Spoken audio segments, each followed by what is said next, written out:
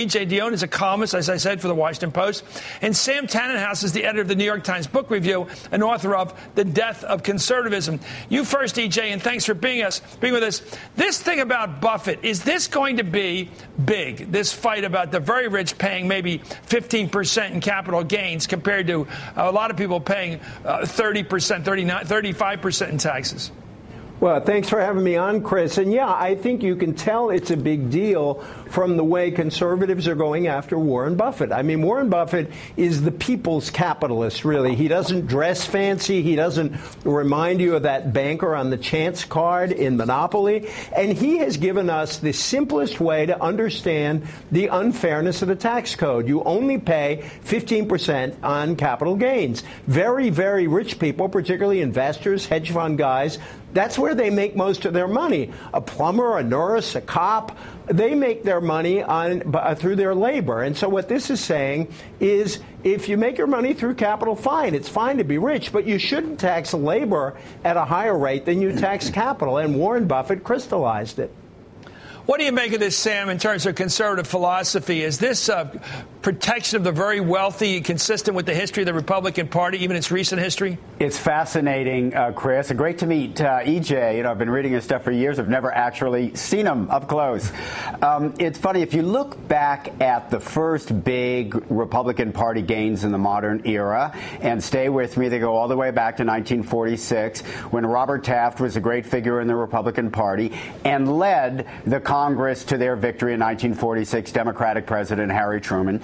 Taft wanted to cut taxes, but the emphasis was on the middle class and the poor. And he made it very clear. The wealthy, of course, pay more. This was the understanding the business community always had. During the Eisenhower years, it's fascinating, when William F. Buckley Jr., the greatest of all modern conservatives, started a new magazine, National Review, he looked for money from Wall Street and other very wealthy people. One of their arguments was going to be the injustices of a tax code in which the very wealthy paid 90%.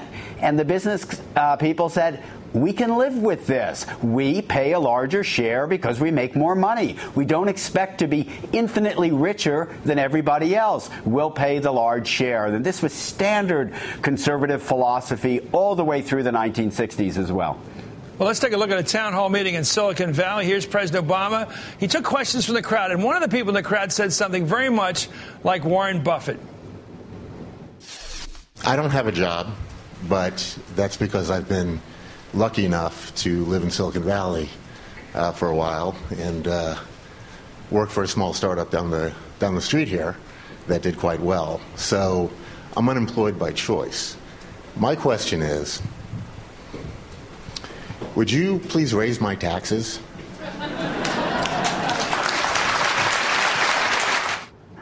EJ, you know the fight we're starting here on this show. You know that the very well-off people say to these people, you know the retort. Why don't you just tell us what the retort is? Yeah, well, the retort is, well, you can pay it in if you want. And the problem with that is we're not talking about individual charity. We're not talking about what you put in the church basket or send to your synagogue. We are talking about what are our responsibilities to maintain the government of our country. And I think, thanks partly to Elizabeth Warren, we're having a different conversation now where this isn't about punishing the rich, whether it's that guy or Warren Buffett or somebody else. This is about the fact that if you're lucky enough to be born here, we didn't pick the country we were born in, you have a chance to make your hard work turn into something. And people who do better have a responsibility to the upkeep of the commons, which allowed them to become rich. So this is not about hating rich people. The upkeep of the country. I mean, there's a nice sort of household term EJ's come up with. The upkeep, keeping our bridges safe, keeping our roads worthy, keeping our electrical systems working, keeping our sewers working. That's called upkeep. Shouldn't the people with the most money, be asked to be done the most? It seems to me that's common sense. It's not about punishment. It's Willie Sutton, go where the money is. Well, can I jump in here? Sure, you're in. Yeah, well, part of the argument is that government actually does some useful things, and the business community has prospered from it. So, Yes. of course, you're not simply taking your hard-earned dollars and giving them to some lazy bum on the street. You're showing that we have a system that, for all its failures, actually made this country what it is, and that is what you do to, contribute your part to it. There's an interesting corollary to this, too, because what we're really talking about is just a kind of reflexive hatred of government itself, Exactly. right?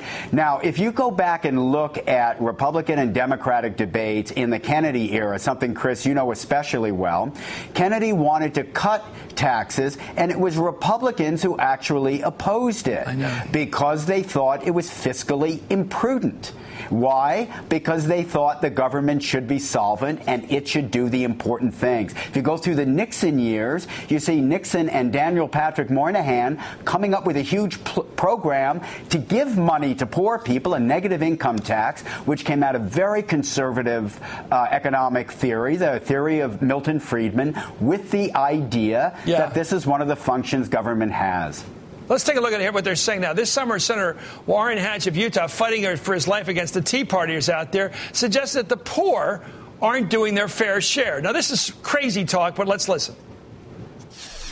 I get a little tired of hearing the Obama approach towards shared sacrifice. And I hear how they're so caring for the poor and so forth. The poor need jobs. And they also need to share some of the responsibility.